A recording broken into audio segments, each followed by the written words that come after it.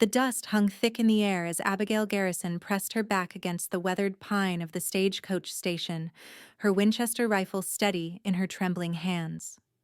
Sweat trickled down her temple, cutting a clean path through the dirt on her face. She'd lost everything in the raid: her father, their ranch, her future. But they wouldn't take her dignity. Not today. Not ever. The year was 1877, and the Arizona Territory offered little mercy to women alone. The unforgiving landscape of towering mesas and endless scrubland stretched before her, a canvas painted in shades of red and brown that seemed to extend to eternity. Abigail, 23, and now orphaned, had inherited nothing but her father's debts, his rifle, and the clothes on her back.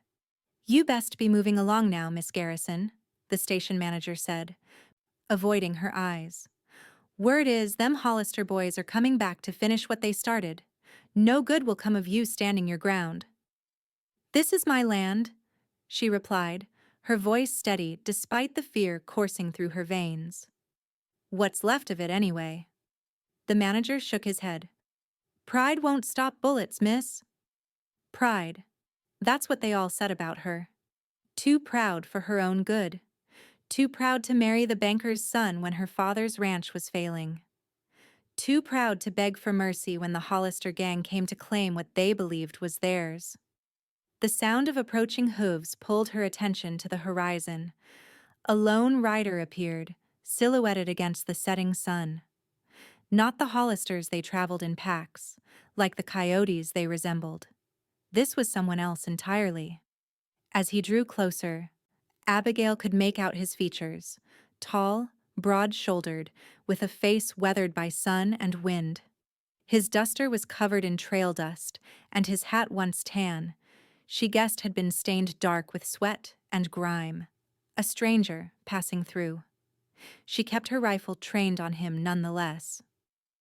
"Evening," he called, reining in his horse at a respectful distance. His eyes, blue as a summer sky, assessed her stance. "You planning on using that rifle? Or is it just for show?" "Depends on your intentions," she replied coolly. The corner of his mouth twitched upward. "Just looking for a place to water my horse and maybe find a meal. Name's Flynn Keller." "Abigail Garrison. And you found yourself in the wrong place, Mr. Keller. There's nothing here for you." He glanced around at the dilapidated station, the burned remnants of what had once been a small ranch house beyond. "Seems to me there's nothing much here for anyone." Something in his words, not pity, but understanding, made her lower her rifle slightly. "The Hollister gang raided last week. Took everything worth taking. Burned the rest." Flynn dismounted, his movements fluid despite what must have been days in the saddle.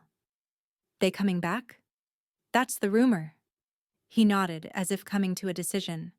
"Then I reckon I arrived just in time." "I don't need help," Abigail said, raising her chin, "especially not from some drifter passing through." Flynn's eyes crinkled at the corners. "They warned me about you in town. Said Abigail Garrison was too proud for her own good." "And what did you say to that?" He removed his hat, revealing hair the color of wheat. "I said pride's a fine thing when you've survived what she has." His gaze held hers. "And I meant it." Something shifted in Abigail's chest, not softening. Not exactly, but perhaps the first crack in the wall she'd built around herself.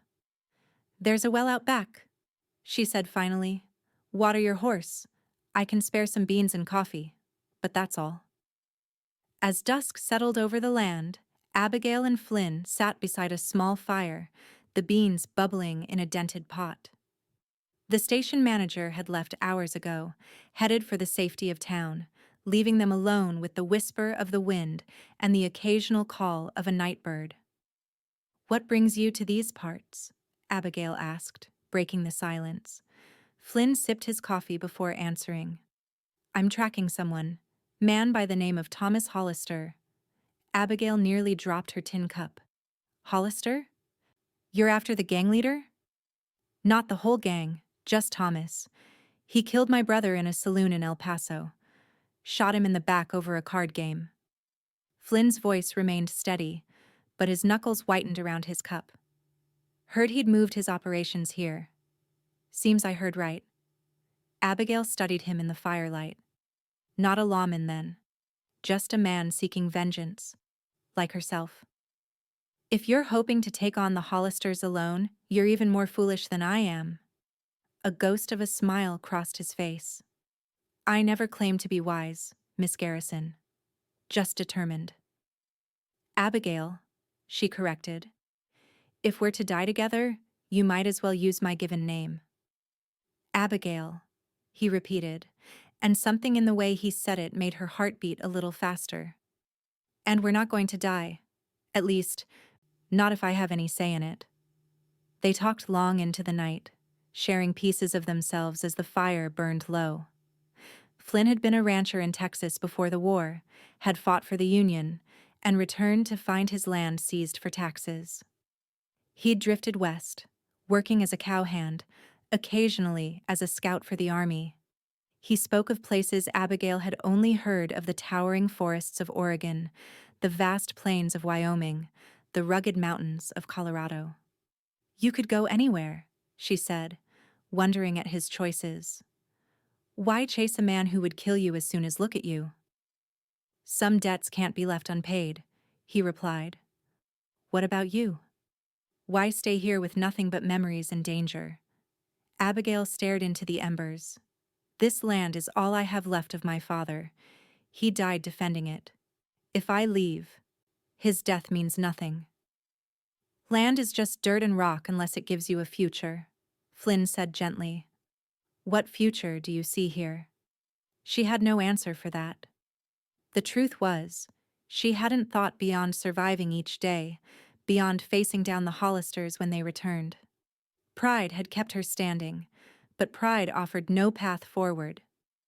Get some rest, Flynn said, rising to his feet. I'll take first watch. As Abigail wrapped herself in a blanket, she watched Flynn's silhouette against the night sky. A stranger who understood duty and honor, who didn't mock her pride but respected it. For the first time since the raid, she felt something other than fear and anger.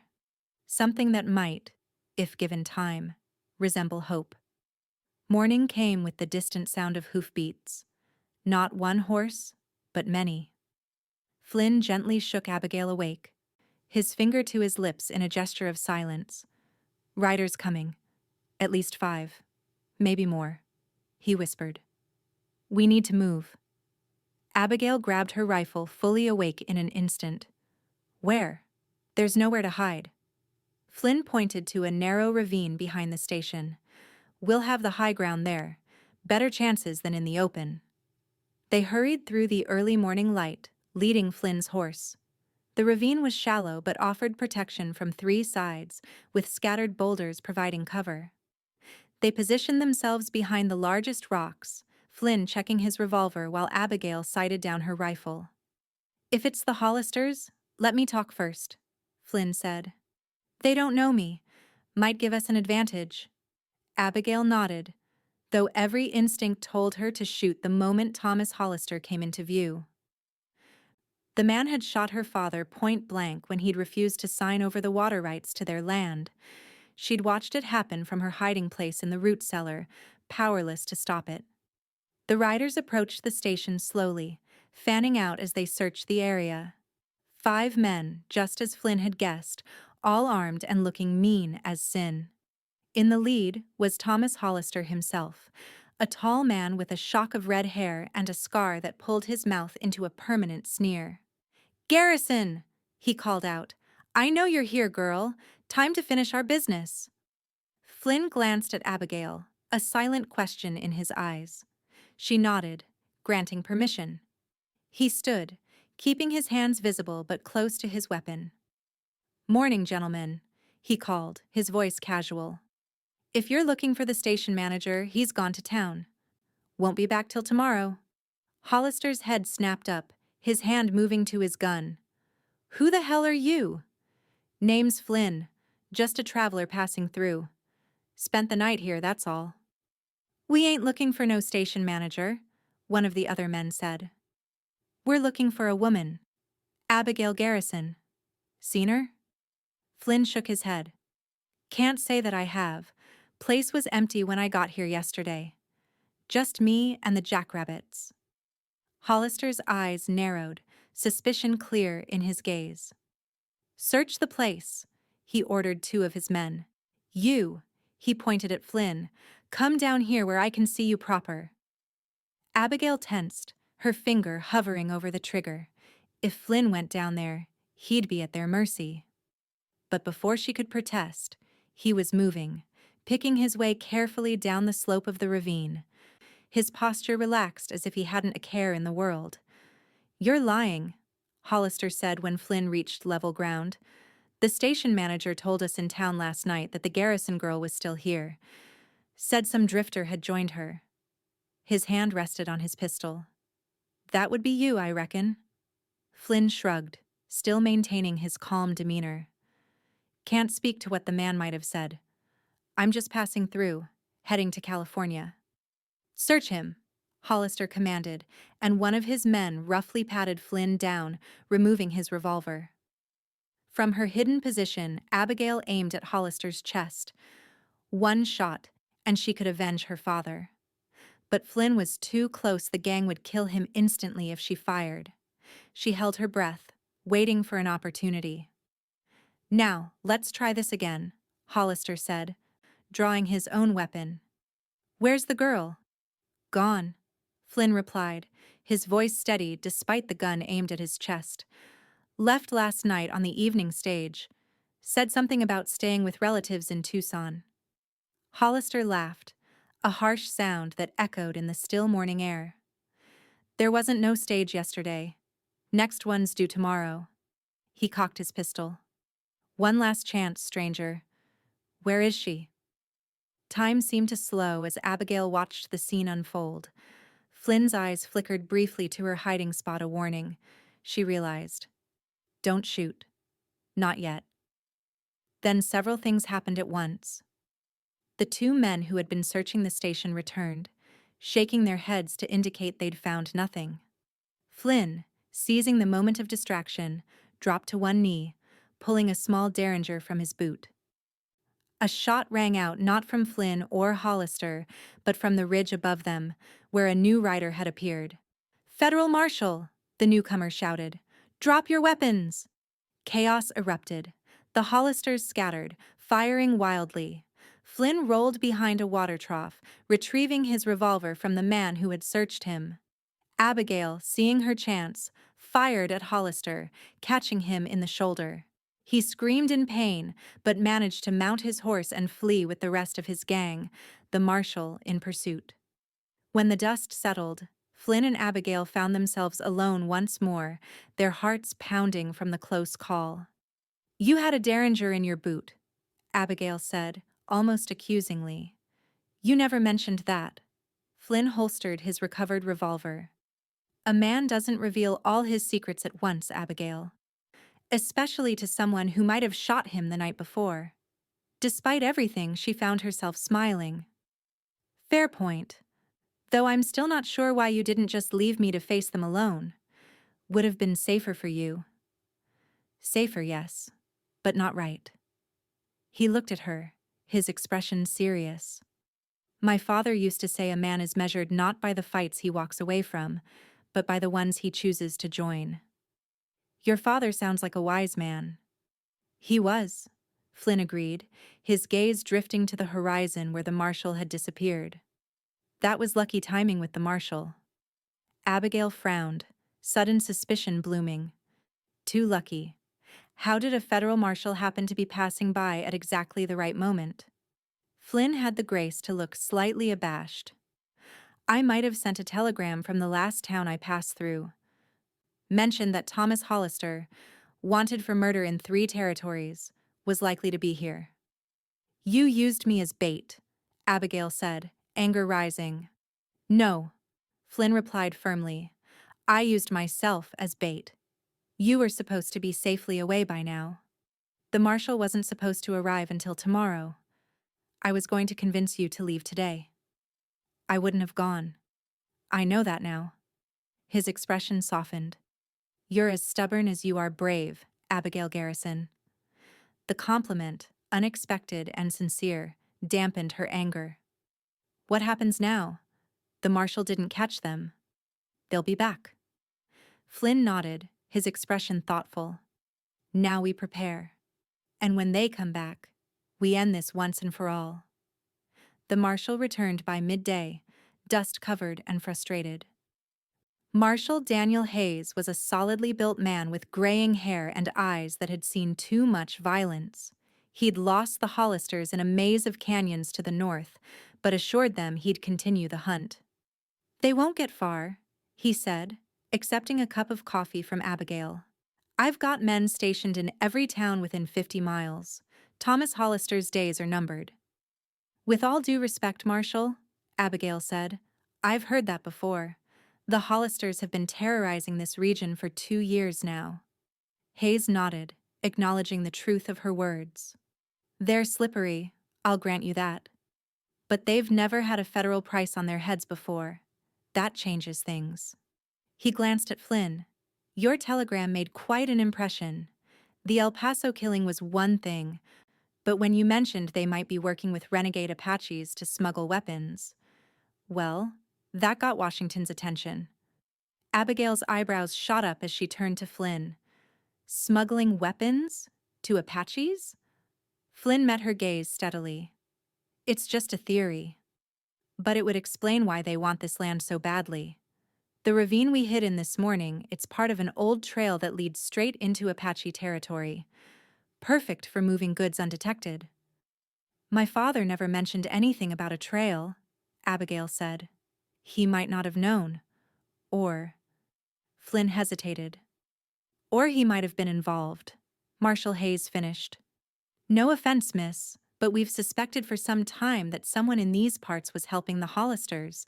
Your father's ranch would have been the perfect staging ground. Abigail felt as if she'd been struck. My father was an honest man. He died protecting this land. Or protecting his secret, Hayes suggested gently. Why else would Thomas Hollister be so determined to get this particular piece of land? There's better grazing elsewhere. More reliable water sources. Flynn placed a hand on Abigail's arm, feeling her trembling beneath his touch. We don't know anything for certain, he said, his voice low. And regardless of what your father may or may not have done, it doesn't change the fact that Hollister murdered him. Abigail pulled away, needing space to think. Her father? A smuggler? It seemed impossible. James Garrison had been stern but fair, a God-fearing man who read from the Bible every evening. He'd raised her alone after her mother died of fever when Abigail was just 8. How could he have been involved with criminals like the Hollisters? But a small voice inside reminded her of the mysterious men who occasionally arrived late at night. The hushed conversations in her father's study, the unexpected envelopes of cash that appeared when the ranch was struggling. She'd never questioned these things, accepting her father's vague explanations about business dealings. Now, those memories took on a darker significance. I need to check something, she said suddenly, heading for the root cellar where she'd hidden during the raid. It was the one place the Hollisters hadn't burned, perhaps because it was partially concealed by debris from the collapsed house. Flynn and the marshal followed, watching as Abigail moved aside the fallen timbers to reveal the cellar entrance. The smell of damp earth and rotting vegetables greeted them as they descended into the cool darkness. Abigail lit a lantern hanging from a hook, revealing shelves of preserved food and farming tools. Father kept his important papers in a lockbox down here, she explained, moving to the far corner. She knelt, counting floorboards, then pried one up to reveal a metal box beneath. He showed me once, said if anything ever happened to him, I should look here.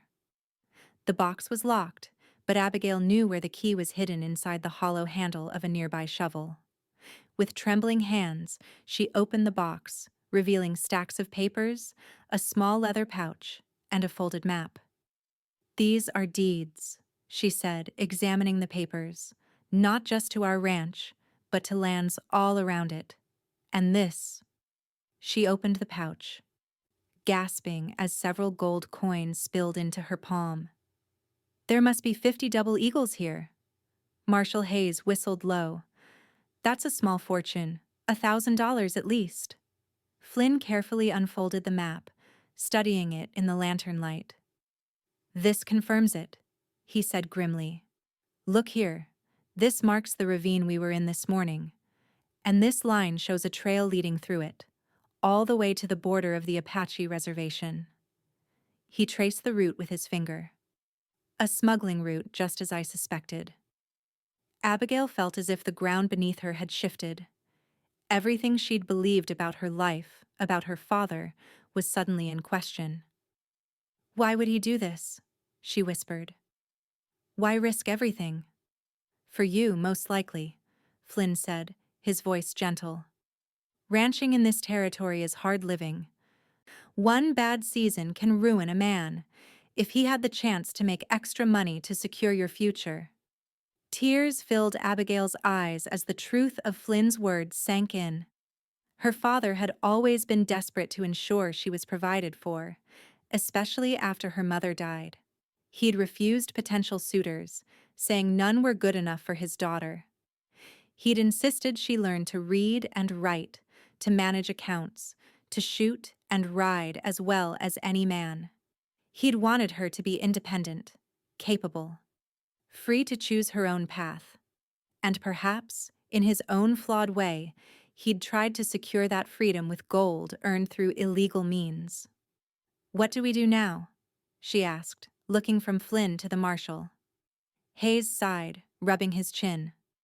Legally, this land is yours, Miss Garrison, as are these deeds and the money.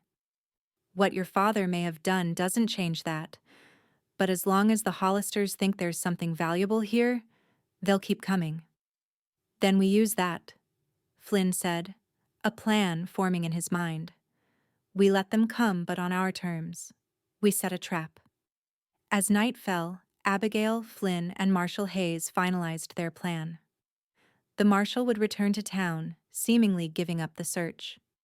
He would spread word that he'd been called away on urgent business, leaving the territory vulnerable once more.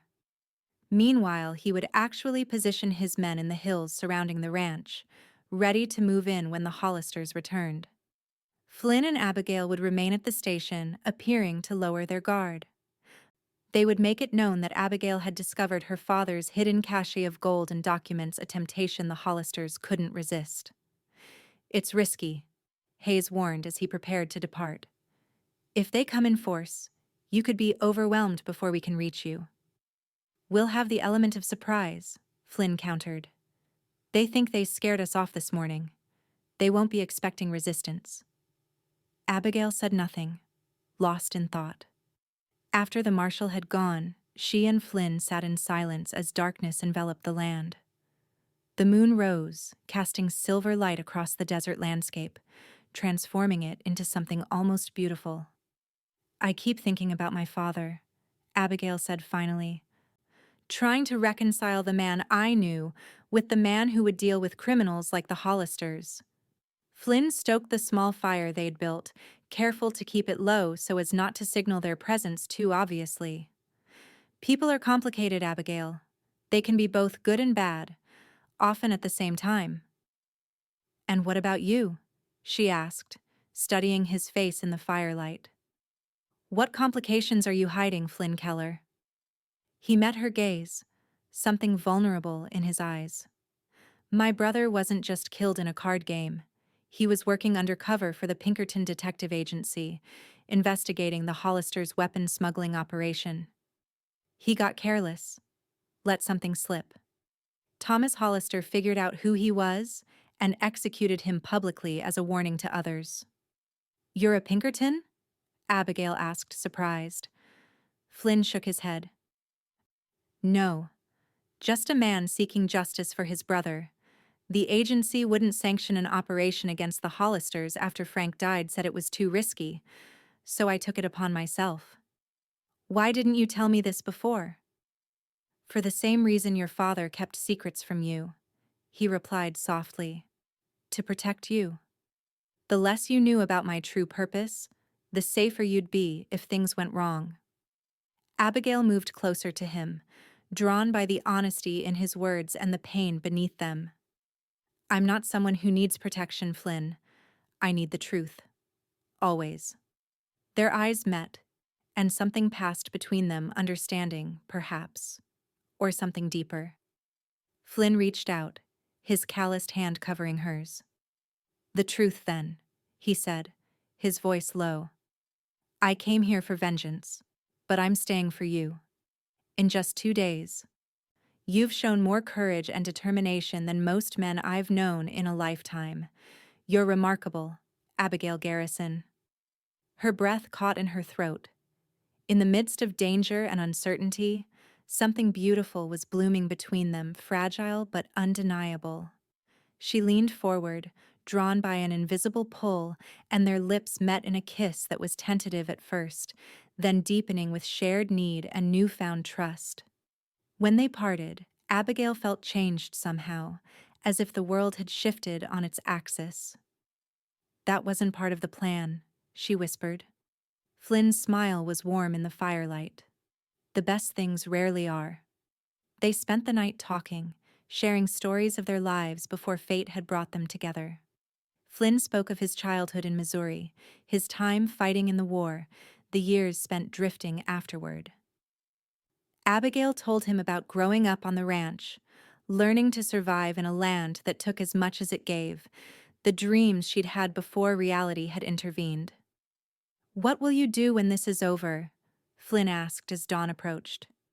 Will you rebuild here? Abigail gazed at the ruins of her former home, seeing it with new eyes. I don't think so. There's too much history here now. Too many ghosts. But with the gold and the land deeds, I could start fresh somewhere else. She hesitated, then added, What about you? Will you go back to drifting? Flynn took her hand, his thumb tracing circles on her palm. I've been thinking about settling down. Finding a piece of land, raising horses maybe. The drifting life gets lonely after a while. Where would you go? Abigail's heart beat faster, hoping for an answer that included her. Before Flynn could respond, the distant sound of hoofbeats reached them. He was on his feet in an instant, peering into the pre-dawn light. Riders coming, at least a dozen. Abigail grabbed her rifle, fear and determination warring within her. More than we expected. More than the marshal expected, too, Flynn said grimly. His men are positioned to handle 5 or 6, not a dozen. We need to buy time. They moved quickly, taking positions behind the stone wall that had once enclosed her father's garden. The wall was solid, providing good cover while allowing them to see the approaching riders. Hollisters called in reinforcements, Flynn muttered as the gang drew closer. That's not just his usual crew. He's got hired guns with him.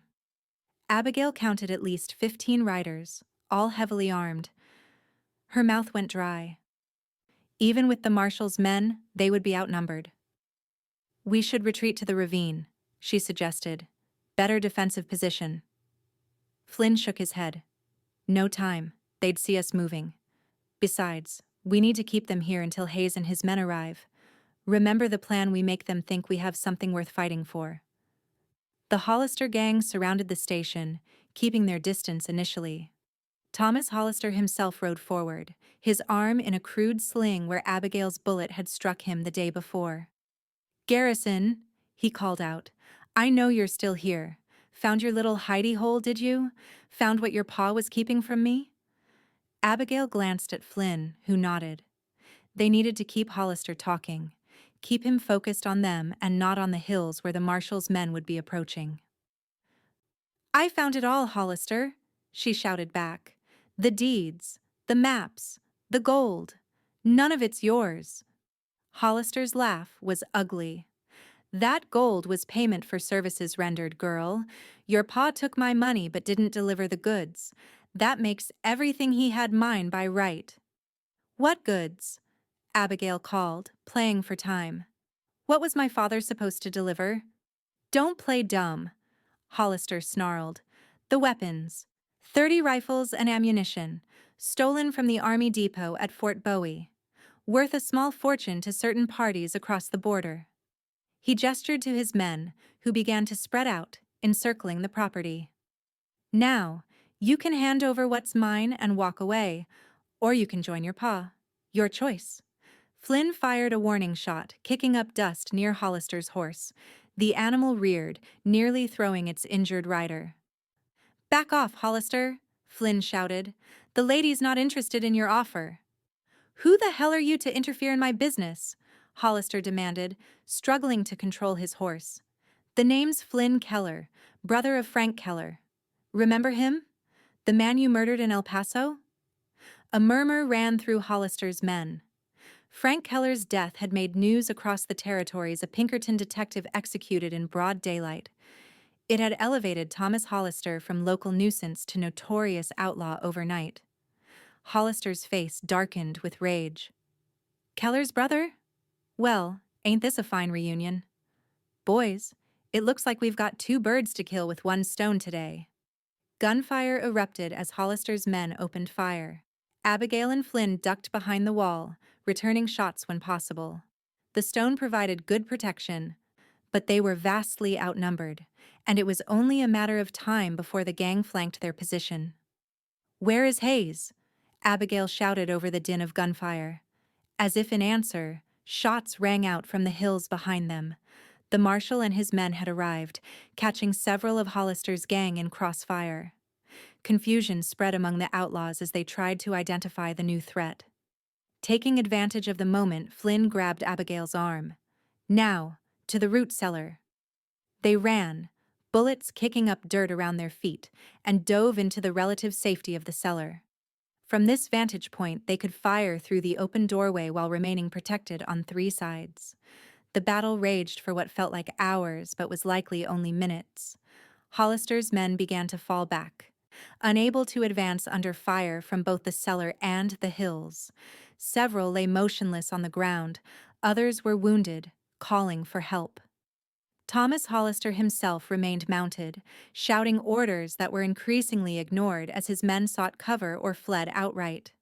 Finally, realizing the tide had turned, he wheeled his horse around to escape. "He's getting away!"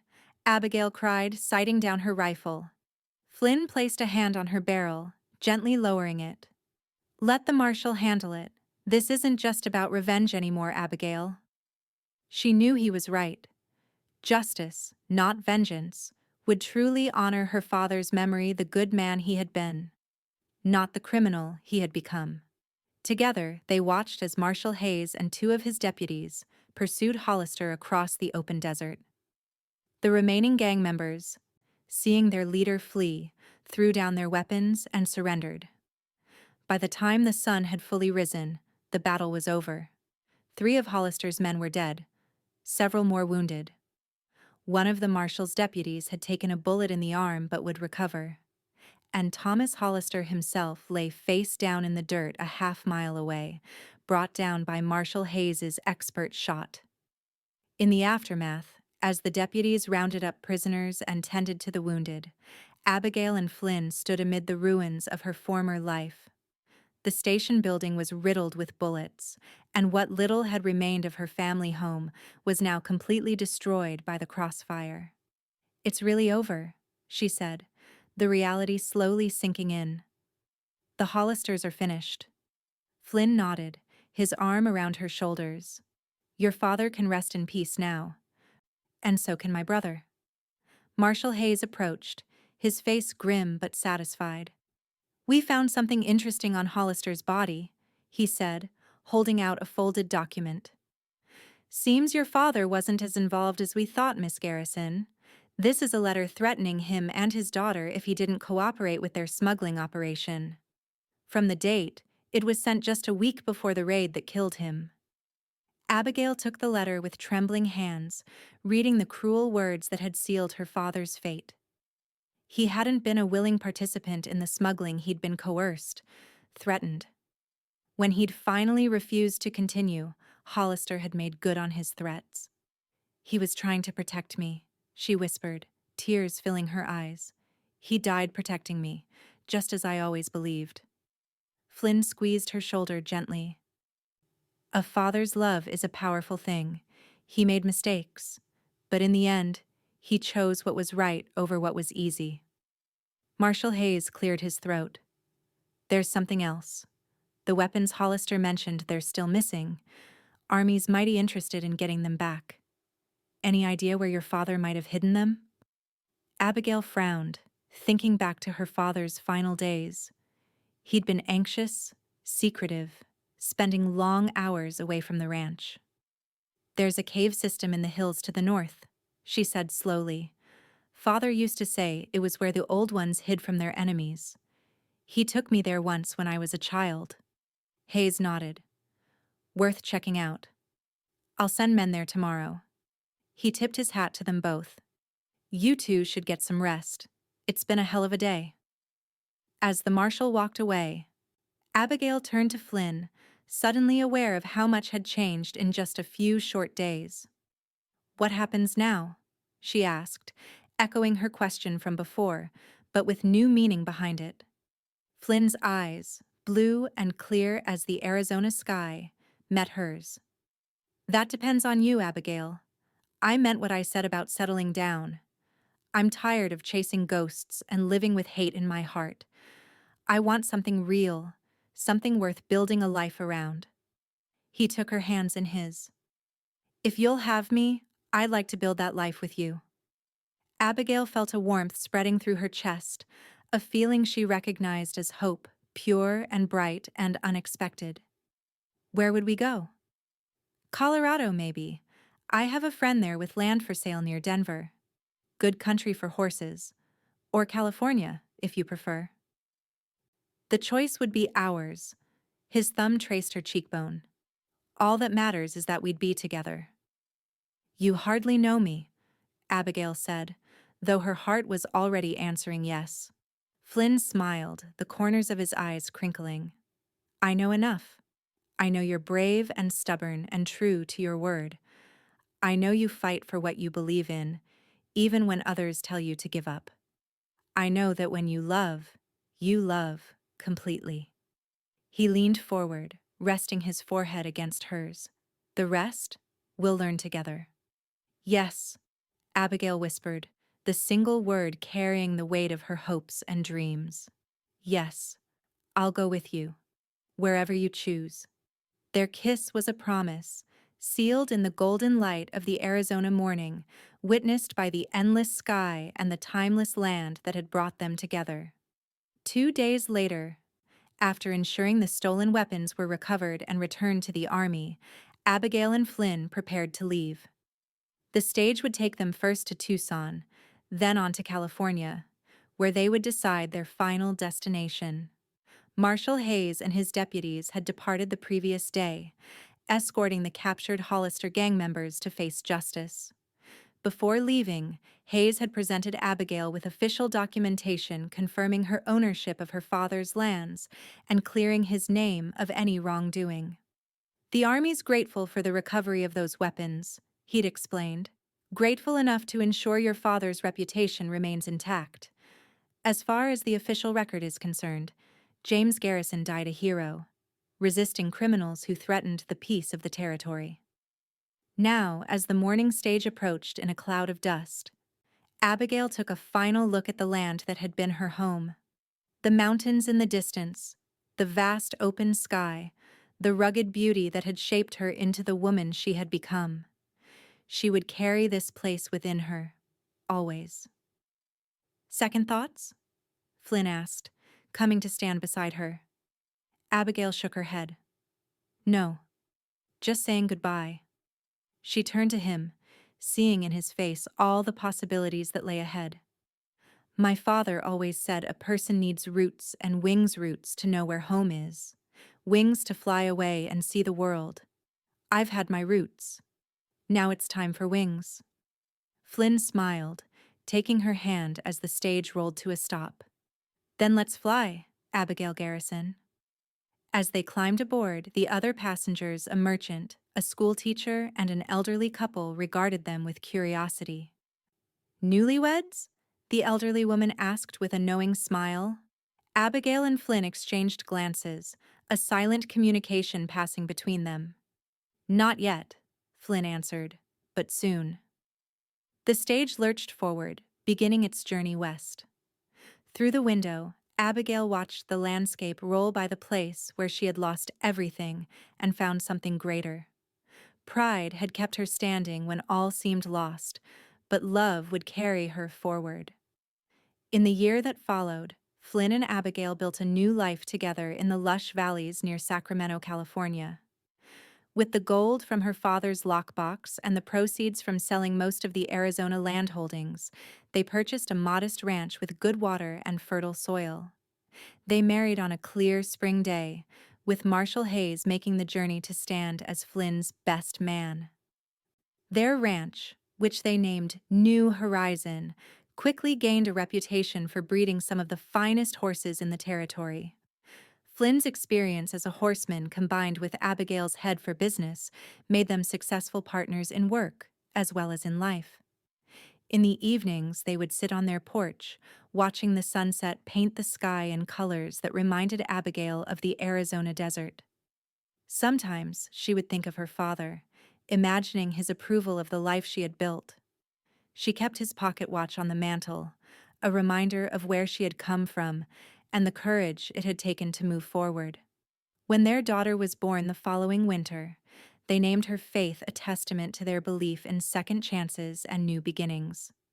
As Flynn held their child, his eyes meeting Abigail's over the bundle in his arms, she knew with certainty that pride had indeed been a fine thing when she'd survived, but love was finer still. And in the years to come, when Faith was old enough to understand, Abigail would tell her the story of a woman too proud to surrender and a cowboy brave enough to stand beside her. She would teach her daughter that true strength comes not from never falling, but from rising, again and again, until you find where you truly belong.